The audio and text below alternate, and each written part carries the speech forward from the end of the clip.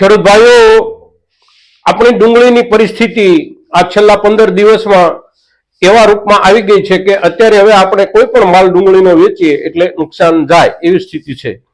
સાથે સાથે આપણે મગફળી અને કપાસમાં 1 રૂપિયો 2 રૂપિયા કે 5 રૂપિયાના સામાન્ય વધારા સિવાય 15 દિવસમાં કોઈ વધારો જોઈ શક્યા નથી।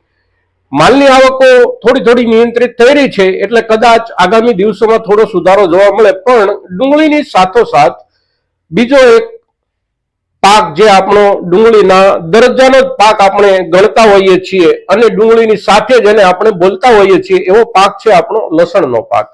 લસણના પાકમાં પણ આપણે વીતેલા આખા વર્ષમાં ખૂબ સારા ભાવ માર્કેટમાંથી ખેડૂતોને મળ્યા અને એ જે ભાવ મળ્યા સારા, એનું પરિણામ એ આવ્યું કે જે કંઈ આપણી પાસે જોગવાઈ હતી, જે વિસ્તારમાં લસણનું વાવેતર થતું હોય ત્યાં જેટલી જોગવાઈ હતી એટલું લસણનું વાવેતર લગભગ સપ્ટેમ્બર મહિનાથી શરૂ થઈ ગયું દેશના જુદા જુદા ભાગોમાં। ઓક્ટોબર મહિનામાં ખૂબ મોટા પાયે વાવેતર થયું અને હવે અત્યારે એ માલ છેલ્લા 15-20 દિવસથી બજારમાં ઢગલાના રૂપમાં આવી રહ્યો છે અને જે હાલત ડુંગળીની છે એવી હાલત આપણા લસણની થવા જઈ રહી હોય એવું અત્યારે દેખાઈ રહ્યું છે। મિત્રો, તો લસણની આખા દેશના જુદા જુદા મુખ્ય બજારોની સ્થિતિનો અભ્યાસ કર્યા પછી અત્યારે આપણે ક્યાં છીએ લસણમાં એની ચર્ચા આપણે આ વિડીયોમાં કરી રહ્યા છીએ। મિત્રો, તો આ વિડીયોમાં આપ સૌ મિત્રો અવશ્ય બન્યા રહેજો। નમસ્કાર ખેડૂત મિત્રો, જય કિસાન જય ભારત। ખેડૂત ભાઈઓ, આજે તારીખ 19 ડિસેમ્બર 2024 ગુરુવારનો દિવસ છે। માર્કેટિંગ યાર્ડના કામકાજનો આજે ચોથો દિવસ છે। આપણા ગુજરાતમાં લસણનું જે કાંઈ માર્કેટ છે એ મુખ્ય માર્કેટ છે આપણું ગોંડલનું માર્કેટ, પણ દેશના જુદા જુદા ભાગોમાં જ્યાં સૌથી વધારે લસણનું વાવેતર થાય છે અને અત્યારે જે સૌથી વધારે માલ જ્યાંથી તૈયાર થઈને આવે છે એ બજારો અને એ વિસ્તારો છે રાજસ્થાન, મધ્યપ્રદેશ, હરિયાણા અને ઉત્તર પ્રદેશ। હવે આ બધા રાજ્યોની અંદર જે કાંઈ લસણના મોટા બજારો છે, કૃષિ ઉપજ મંડીઓ લસણ માટેની માર્કેટિંગ યાર્ડો, એમાં છેલ્લા 15 દિવસ દરમિયાન ભાવોની સ્થિતિ જે રીતે નીચે આવી રહી છે એની સાથે જોડાયેલું બીજું કોઈ કારણ નથી। જેવી સ્થિતિ ડુંગળીની છે એવી જ સ્થિતિ લસણની છે। હવે મુખ્ય બજારો આપણે જોઈએ તો મધ્યપ્રદેશ લસણના વેપાર માટે સૌથી મોટો વિસ્તાર છે અને સૌથી ઝાઝા અને સૌથી મોટા લસણના વેપાર કેન્દ્રો મધ્યપ્રદેશમાં છે। મધ્યપ્રદેશમાં મંદસૌર, નીમચ, ઉજ્જૈન, દલોદા આ બધા ખૂબ મોટા માર્કેટ છે। ત્યાર પછી રાજસ્થાનમાં કોટા, જોધપુર, છીપાબડોદ આ બધા રાજસ્થાનના મોટા માર્કેટો છે। હરિયાણાના મોટા માર્કેટો આપણે જોઈએ તો કરનાલ, શાહાબાદ, અંબાલા અને ઉત્તર પ્રદેશના મોટા માર્કેટો આપણે જોઈએ તો એકંદર મેનપુરી જિલ્લો જે છે એની અંદર ખૂબ મોટા પાયે વેપાર થાય છે ને એમાં પણ ગિરોડ માર્કેટ છે એ મોટું માર્કેટ ગણાય છે। આ પ્રમાણે આપણા ગુજરાતમાં સૌથી મોટું આપણું લસણનું માર્કેટ કોઈ પણ હોય તો એ આપણું ગોંડલનું માર્કેટ છે। એટલે આ બધા માર્કેટિંગ યાર્ડોમાં સ્થિતિમાં કોઈ લાંબો ટૂંકો તફાવત નથી। આપણે ત્યાં 20 કિલોના ભાવથી માલ વેચાય છે અને ગુજરાતની બહાર બધે 100 કિલોના ભાવથી માલ વેચાય છે। એટલે આંકડામાં જે કાંઈ વાત આવે એમાં 100 કિલો અને 20 કિલોના હિસાબથી આપણે સમજવાનું રહે છે। બાકી ભાવમાં કોઈ ફરક નથી। આખા હિન્દુસ્તાનના મોટા ભાગના માર્કેટિંગ યાર્ડોમાં છેલ્લા 15 દિવસમાં એક ક્વિન્ટલે 10,000 થી લઈ અને 15,000 રૂપિયા સુધીનો ભાવમાં ઘટાડો આવી ગયો છે। હવે ક્વિન્ટલે 10,000 નો ઘટાડો આવે એટલે 5 મણ, આપણે એક ક્વિન્ટલના 5 મણ બને છે। આપણે ત્યાં 20 કિલોનો ભાવ છે તો આપણે ત્યાં પણ 2,000 થી 2,500 રૂપિયા લસણના ભાવમાંથી નીકળી ગયા છે। સારામાં સારા જે લસણ આપણે 5,000 રૂપિયાથી ઉપર વેચાતા હતા લગભગ 3 અઠવાડિયા પહેલા, એ જ માલ અત્યારે 3,3200 આસપાસ આવી ગયો છે એક 20 કિલોના એક મણના હિસાબથી। હવે આ પરિસ્થિતિ જે આપણી થઈ છે એમાંથી આપણે પાસે બહાર નીકળવાનો અત્યારે કોઈ રસ્તો ખરો?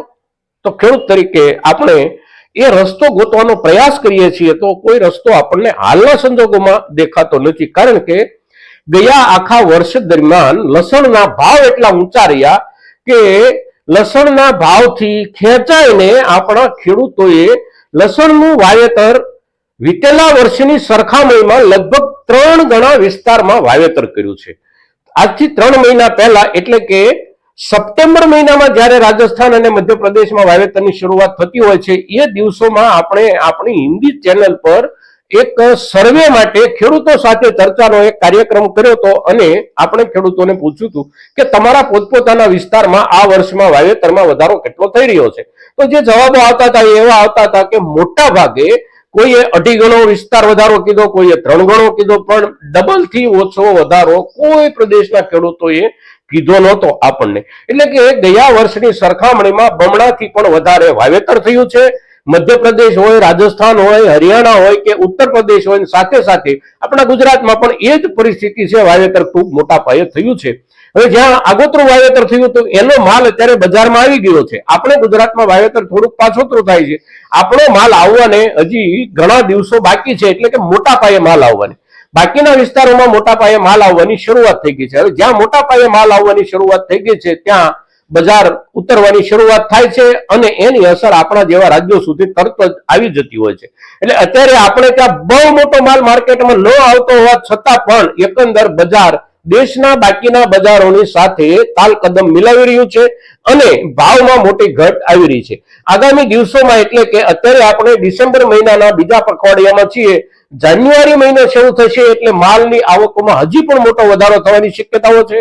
ફેબ્રુઆરી મહિનો પણ ખૂબ મોટા માલના જથ્થાનો મહિનો લસણના પાક માટે ગણાતો હોય છે, કારણ કે જાન્યુઆરીના અંતિમ દિવસોમાં મોટા ભાગનો માલ નીકળતો હોય છે અને ફેબ્રુઆરી આખો, ત્યાર પછી માર્ચ, આ 2 મહિના સતત બજારમાં માલની ખૂબ મોટી આવકો રહેતી હોય છે. હવે આ વર્ષમાં લસણનું વાવેતર જ્યારે આપણે કરતા હતા ત્યારે એક ખેડૂત તરીકે સામાન્ય બુદ્ધિથી પણ આપણે વિચારવા તૈયાર નહોતા કે આટલો બધો જે ભાવ આપણે અત્યારે સાંભળી રહ્યા છીએ, અગર તો આપણા થોડા ઘણા માલનો મેળવી રહ્યા છીએ, એ તંગીનું કારણ છે. આગામી સમયમાં મોટા પાયે વાવેતર કરશું તો સિઝન આવશે ત્યારે કેટલા પૈસા આવશે એનો પણ એક વખત અવશ્ય આપણે વિચાર કરવો જોઈતો હતો, પણ આપણે એવું નથી વિચારતા. અને જ્યારે જેનો ભાવ મોટો હોય એનું વાવેતર ગમે તેમ કરીને આપણે કરતા હોઈએ છીએ. રાજસ્થાન, મધ્યપ્રદેશ, ઉત્તર પ્રદેશ અને હરિયાણાના ખેડૂતોએ તામિલનાડુમાંથી આવતું ઊંટી લસણ બિયારણ માટે 10,000 રૂપિયાનું 20 કિલો આ ભાવથી ખરીદી અને વાવેતર કર્યું છે. અને એ વાવેતર કરતી વખતે બિયારણ ખરીદવા માટે એટલી બધી દોડાદોડી અને એટલી બધી લાંબી લાંબી લાઈનો ખેડૂતો લગાડતા હતા કે તામિલનાડુમાંથી ટ્રક આવે અને મધ્યપ્રદેશના કે રાજસ્થાનના બજારમાં એનું વેચાણ થાય તો અડધો કલાક ન થાય, આખો ટ્રક સાફ થઈ જાય, બીજો ટ્રક આવે, બીજા અડધા કલાકમાં સાફ થઈ જાય. આ પ્રમાણે આપણે બિયારણ ખરીદી અને વાવેતર કર્યું છે. અને એ જે વાવેતર કર્યું છે ખૂબ મોટા વિસ્તારમાં, ગયા વર્ષની સરખામણીમાં 2 ગણાથી વધારે તો વિસ્તાર આપણે અવશ્ય વાવેતરમાં આવરી લીધો છે. એટલે ખૂબ મોટા પાયે ઉત્પાદન બજારમાં આવવાનું દેખાઈ રહ્યું છે.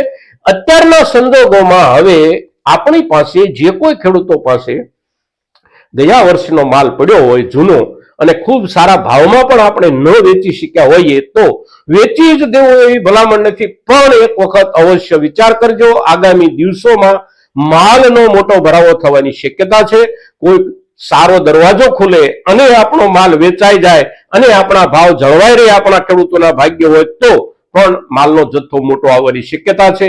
એને ધ્યાનમાં લઈને અત્યારના સમયે જે કોઈ ખેડૂતોએ ડિસેમ્બર મહિનામાં સારા ભાવ મળવાની અપેક્ષાએ સંગ્રહ કરી રાખ્યો હોય, આવા કોઈ પણ ખેડૂતો નવેસરથી હવે વિચારે અને બજારના વાતાવરણને, બજારના માહોલને ધ્યાનમાં લઈને પોતાના માલનો યોગ્ય સમયે નિકાલ કરવાનો નિર્ણય કરે. મિત્રો, આજના દિવસે લસણના અત્યારના સંજોગો, અત્યારની સ્થિતિ, માલની આવકો અને ભાવમાં નિરંતર થઈ રહેલો ઘટાડો, આની જે કાંઈ ચર્ચા સામાન્ય રૂપમાં દેશના વિવિધ બજારોમાંથી આપણને જે કાંઈ મળી રહી છે એનો એક સંયુક્ત અભ્યાસ કરી અને આપની સામે જ્યારે રજૂ કરીએ છીએ ત્યારે આપણો આ વિડીયો મહત્તમ ખેડૂતો સુધી પહોંચે એવા આપ સૌના તરફથી પ્રયાસો થાય એવી અપેક્ષા સાથે જય કિસાન, જય ભારત.